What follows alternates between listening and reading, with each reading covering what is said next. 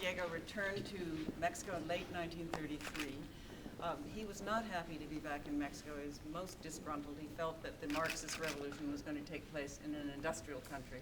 Kahlo had been terribly homesick and really wanted to return. In that first year of their return, he had a love affair with her younger sister, Cristina, who was the person that was the closest to Frida, really, of anybody. Kahlo normally scoffed at Diego Rivera's love affairs. She knew that he would never really be faithful to her. You know, his doctor, the one you saw the portrait of, Dr. Eloesser, had pronounced him unfit for fidelity, and he happily followed the prescription.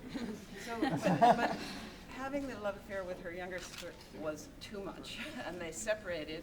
And actually, she went to live in the middle of Mexico City. She cut off her hair. She stopped wearing her Tehuana dresses that he absolutely loved.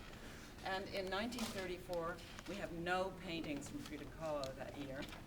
In 1935, she painted 2 paintings, one with her cropped hair that's not in the show, and a few small nymphs. What has happened here is she has projected her own misery onto another woman's calamity.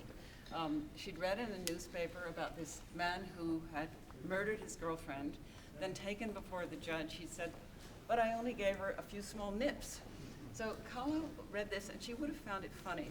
She and Rivera loved the work of Guadalupe Posada, the great Mexican printmaker, who had many images of men beating up on women. So it's kind of like a broadside of Posada. But so she read the newspaper article. She found it funny, but also horrible. And she painted this painting. She said it has humor. I mean, there's the little love doves in the sky. The woman is wearing a garter and a shoe. But she also said that she needed to paint this painting because she herself felt murdered by life. Again, it's very small, like a retablo. It's on metal, so it has that sort of ex voto quality to it. It's really about brutality of men to women. What about the frame? Oh, the frame, of course. In moments when Rivera rejected Frida Kahlo, that was the moment when her paintings became the bloodiest, and this is probably the bloodiest painting she ever did.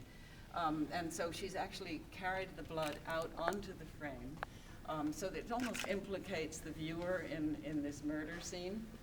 But she also, which I never knew until we unwrapped this painting at the Walker Art Center, that she had stabbed the frame with a knife, and there are these gouge marks down below, which is something I never knew. You can't really see it in photographs. So she was pretty angry. Right.